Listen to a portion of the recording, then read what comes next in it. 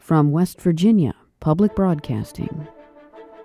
At the Legislature today, lawmakers learned the alarming statistics about teen pregnancy in West Virginia at a special joint House and Senate hearing today. We'll review the new laws that regulate horizontal gas drilling in the state, and we'll present a special report tonight on the life and times of former Governor Hulett C. Smith on the Legislature Today.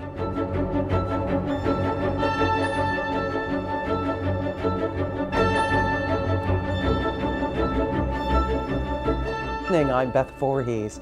This year's congressional election can take place with the map the legislature drew last year. This afternoon, United States Supreme Court Chief Justice John Roberts stayed the decision by a federal District 3-judge panel that had ruled the new congressional plan unconstitutional. Secretary of State Natalie Tennant says the High Court's ruling resolves the question and the election can proceed. January 28th is the deadline for candidates to file for office. The primary is May 8th. The complex legislation designed to convince investors to build a so-called cracker plant in West Virginia has cleared its first legislative hurdle. Bob Brunner has the story. The Senate Economic Development Committee approved the massive bill with a few technical amendments if a developer is willing to invest at least $2 billion in a massive cracker plant to develop finished fuels from the Marcellus shale seam. That developer would pay far less than market value for the property tax and extend that cut for 25 years instead of the current 10 years. Committee Chairman Senator Richard Browning says the revenue would come from other places. It provides a tax break for a company who's willing to invest $2 billion. But what the state gets out of it is it gets the ancillary businesses that develop around it. We may be spending some money up front, but we're going to get a large sum of money toward the end if a cracker plant does choose West Virginia to locate. And this bill is designed to incentivize them to do that. And this means jobs? This means a lot of jobs for West Virginia. This means the jobs, construction jobs at the plant itself. And then once the plant develops and gets up and running, there are all kinds of spin-off jobs that would occur after that. Monday will be the 10th day of the 60-day session, and the first 3 bills will be up for final passage in the Senate, one of which provides different means of notifying the Division of Motor Vehicles about junk cars, one of which provides a basis for disqualifying prospective jurors, and the third provides that a lease may be terminated if the person renting the property is deceased. Mercer County Senator Mark Wills pushed through 2 amendments to that bill. This amendment would ensure that a co-tenant whose roommate dies is not able to cancel the lease. And it also clarifies that if the landlord terminates the lease after the tenant dies, then the notice of termination must be given to the personal representative of the deceased. The amendments passed unanimously. The Senate returns to work at 1 p.m. Monday. For West Virginia Public Broadcasting, I'm Bob Brunner in Charleston. Legislation to require insurance companies to cover contraception has been introduced this session. Senate Bill 56 and House Bill 2439 require coverage of spouses and dependents for pregnancy and contraceptive services. Members of both the House and Senate committees on banking and insurance, as well as Health and Human Resources, received information on teen pregnancy in West Virginia today from health specialists. Adam Cavalier reports. While incidents of teen pregnancy declined nationwide, West Virginia shot up 17%. Brenda Dawley is an OB/GYN and the chair of the Central Advisory Council West Virginia Prenatal Partnership. Dawley says teen pregnancy can interfere with a child's hopes and dreams. If you asked a little 6-year-old girl what she wants to grow up to be, I doubt if she's going to answer, I want to be an unwed mother on welfare when I'm 18. So I would like to help prevent that from happening. Health policy specialist Megan Workman advocates West Virginia add Medicaid family planning services or an amendment to the state's PEIA plan. West Virginia must come up with $115 million to fund its Medicaid program at the current coverage level in this fiscal year. But Workman argues that every dollar spent on family planning services saves nearly $4 in Medicaid costs the next year. Workman says West Virginia saved $23 million when teen pregnancy dropped 16% in 2008. The challenge is now to save another $23 million or maybe $67 million. It's important to note that these are not just health costs, that they're costs across a variety of social sectors. Dolly says with an increased teen pregnancy rate comes an increased infant mortality rate. Basically, about 36 babies are dying because their mom was too young and not healthy enough to give birth at that age. Okay, so I mean, numbers don't say as much as the actual babies. Okay, so we're losing babies because these women, or girls really, are giving birth too young. West Virginia's legislative code requires that public school health education classes for grades 6 through 12 teach some form of sex education. For West Virginia Public Broadcasting, I'm Adam Cavalier in Charleston. In a moment, a review of the new laws regulating Marcellus shale gas drilling in the state and a discussion about them with the Secretary of the Department of Environmental Protection. First, here's a look at some of the bills introduced in the Senate today. Among the bills introduced in the Senate today, Senate Bill 353, to allow individuals with a valid concealed carry permit to be exempt from the National Instant Criminal Background Check System when purchasing a firearm. It would further conform state law to federal law. Senate Bill 356, to provide a tax incentive to dental practitioners to perform dental services for indigent patients. The incentive is not to exceed $15,000 a year. Senate Bill 358, to establish prohibited acts relating to the possession of controlled substances obtained from more than one health practitioner. Senate Bill 359, to require sellers of precious metals and gems to provide photo identification to dealers. The bill requires the dealers to submit this information to the state police.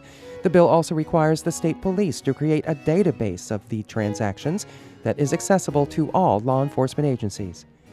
Senate Bill 370, to protect the lawful transport and storage of firearms in private vehicles. Senate Bill 371, to provide for innovation zones for county school systems who are under a state of emergency. This is Governor Tomlin's bill regarding an effort to improve schools in McDowell County. And Senate Bill 372, the governor's proposal to phase in a new evaluation process for professional personnel and institute a comprehensive teacher mentoring system in West Virginia. Among the bills up for passage in the Senate on Monday, Senate Bill 183, to increase the penalties for assault and battery on an athletic official so that the maximum penalties are in line with the penalties for assault and battery on anyone else. On second reading, Senate Bill 7, to allow police, fire, and emergency service providers to possess naloxone to administer in suspected narcotic drug overdoses. West Virginia has adopted new rules on Marcellus shale gas drilling. It took several legislative sessions, but the House and Senate finally reached a compromise and sent a package to Governor Earl Ray Tomlin late last year. Beneduccio outlines the new law. The Horizontal Well Act mandates permitting fees of $10,000 for an initial gas well. Then drillers must pay $5,000 for additional wells at the site. The fee increases will help the Department of Environmental Protection hire more oil and gas well inspectors. About 15 new positions can be filled with this increased revenue. The bill also defines where wells can or cannot be located. New gas wells have to be 250 feet from existing water wells, 625 feet from houses, 100 feet from any water body or wetland, 300 feet from a trout stream, and 1,000 feet from a public water intake. There's also a public notice provision in the legislation. Public notice became a hot-button issue last May when gas drilling operations began just outside the city of Morgantown near a public water intake. The residents of Morgantown didn't know that wells were being synced there until operations began. Now, a surface owner must know at least 72 hours before survey crews come in to look at the land. An operator must also obtain certification from the Division of Highways and reach an agreement to explain how secondary roads will be affected by the well work.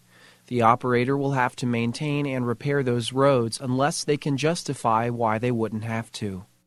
According to the Department of Environmental Protection, there are more than 55,000 oil and gas wells in the state, including Marcellus shale gas wells. For West Virginia Public Broadcasting, I'm Beneduccio in Morgantown. And joining us tonight with more about these new regulations is Randy Huffman, the Secretary of the Department of Environmental Protection, a position he's held since 2008 after serving as the department's Deputy Secretary and Mining Director. Secretary Huffman, welcome. Thank you. Good to be here. We know that there are plenty more regulations involved than we highlighted in our report, but are you satisfied with what the legislature gave you? Yeah, for what the legislature did in December, I think that's a great starting point for regulating this industry. I think to go any further there would be a lot of speculation involved because there's a lot yet that we don't know. And I think having the opportunity to implement these new rules and getting them up and running and learning how to make it happen puts us in a position in a year or 2 years from now to really be able to make recommendations for improvements if they're needed. So some lawmakers want to revisit this issue this session, others say no, let's just live with these laws for a little while, see how they work, and if they need tweaking, then we'll tweak them. Is that correct? Yes, I think that's the best way to approach it. I don't think opening this legislation up in this session would be fruitful in any way. During the discussion about the bill, the negotiations between the Special Select Committee, what was your role? Well, we were relied upon mostly for technical expertise and input. You know, in 2010, we drafted legislation and presented it to the legislature in 2011, and it was modified pretty significantly by the Senate, and then the Senate ended up passing their version in 2011, and then the House just couldn't come to terms with it, and we ran out of time.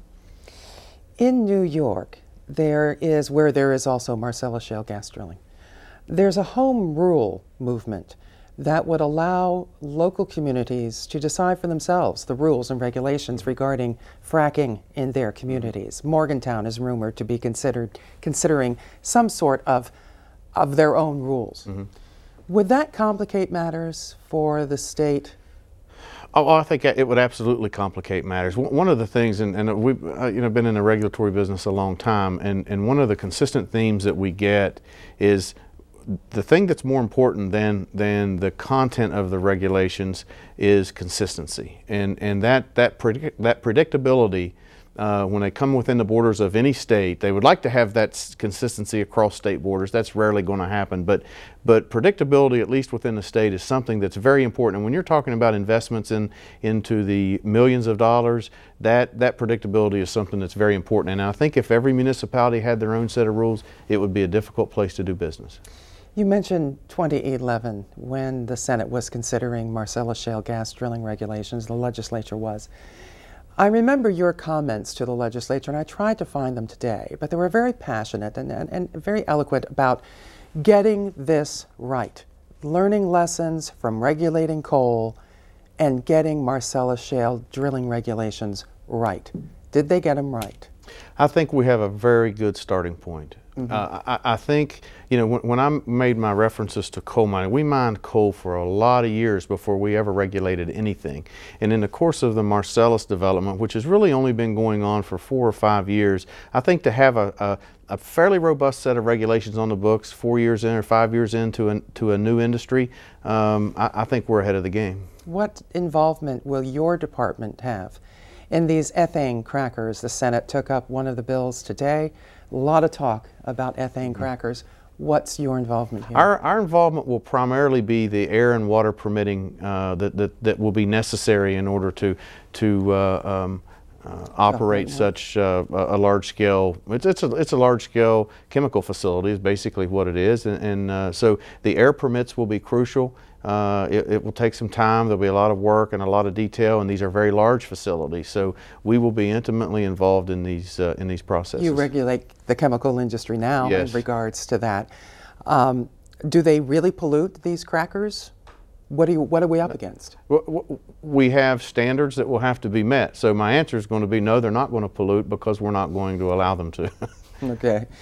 Is it one of these issues where, of course, Pennsylvania, Ohio, West Virginia, all in the running for an ethane cracker plant? Is this one of those issues where You know, those a corporation, Shell Oil, for instance, that wants to decide where they're going to put one of these cracker plants will be looking at, well, where are the regulations? What are the regulations? Where can we do business?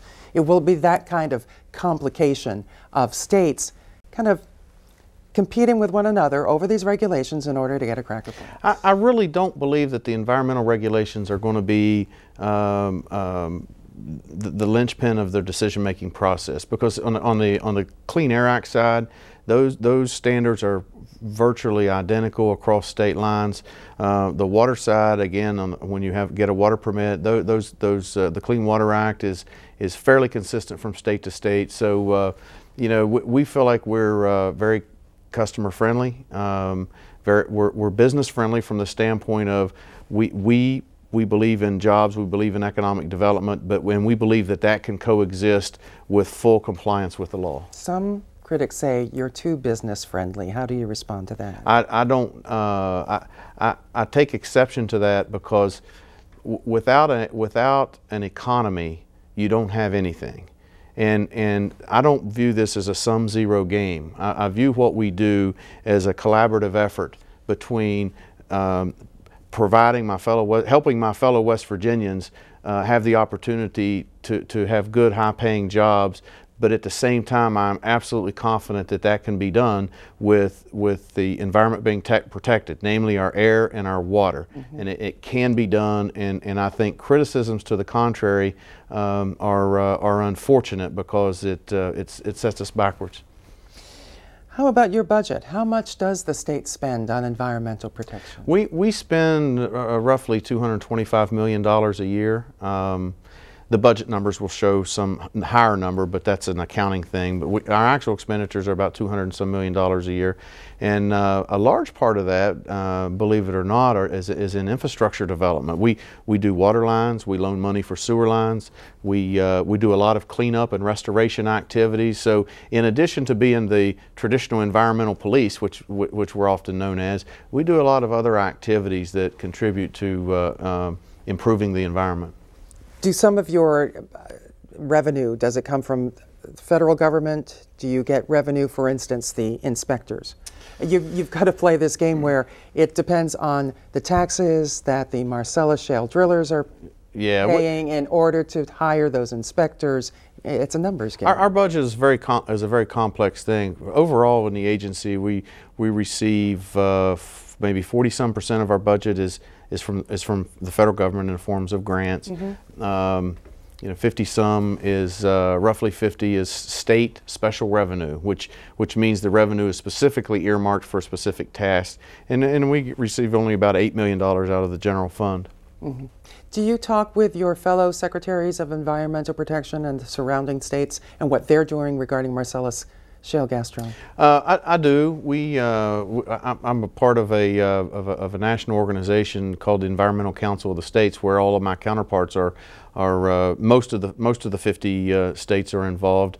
And we gather twice a year. We talk about a lot of different issues. Our issues are rarely the same as California or Washington, mm-hmm. but certainly with Pennsylvania, they're dealing with this, and actually more so Pennsylvania than any other state. I mean, New York's not doing much right now, and Ohio has a little bit. But what we're starting to see is this horizontal drilling technology that's allowed us to access the Marcellus Formation is also giving us access to gas formations or gas and other formations, such as the Utica and other shale formations. So I tell you what.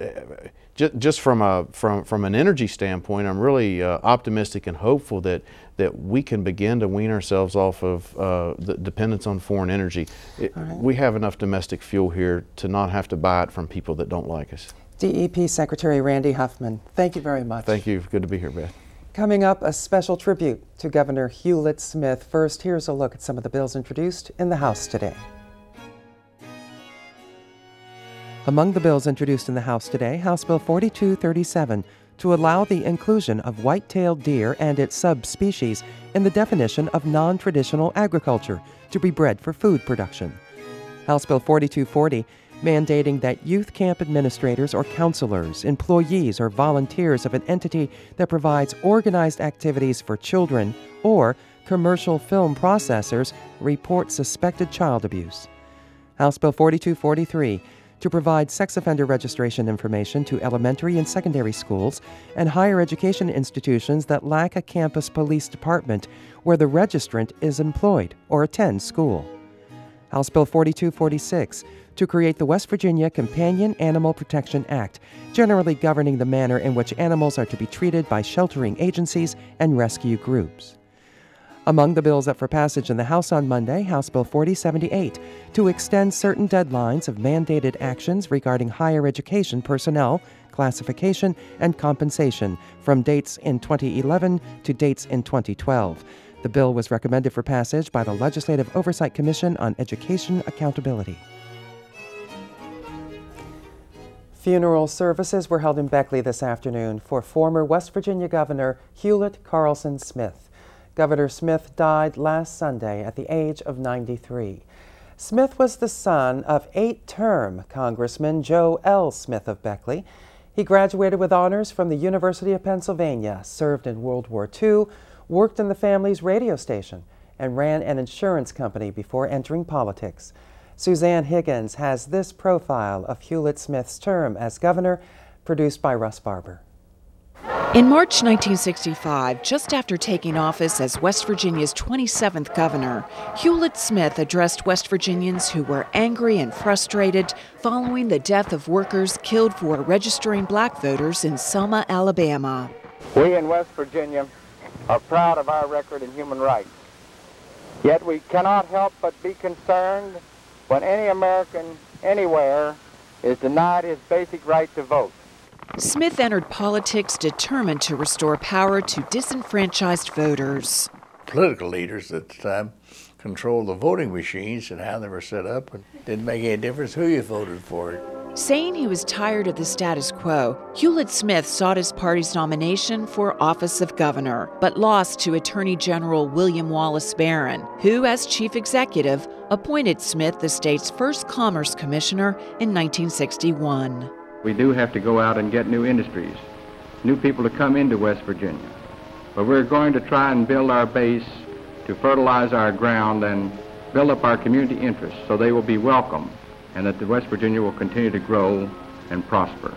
Smith again entered the gubernatorial race in 1964, hoping to succeed outgoing Governor Barron. Smith recalled in 2004 receiving advice from West Virginia Secretary of State Joe Burdette during a fuel stop on the campaign trail. I said, fill it up. And he said, now that's a mistake. What you do, you only buy 2 gallons of gas at each filling station. And so you can stop at lots of filling stations and put your posters in the window, and they're very glad to let you have them because you bought gasoline from them. Hulett Smith won the governor's seat with 77,464 votes. As chief executive, Smith and department heads frequently fielded questions from constituents face to face.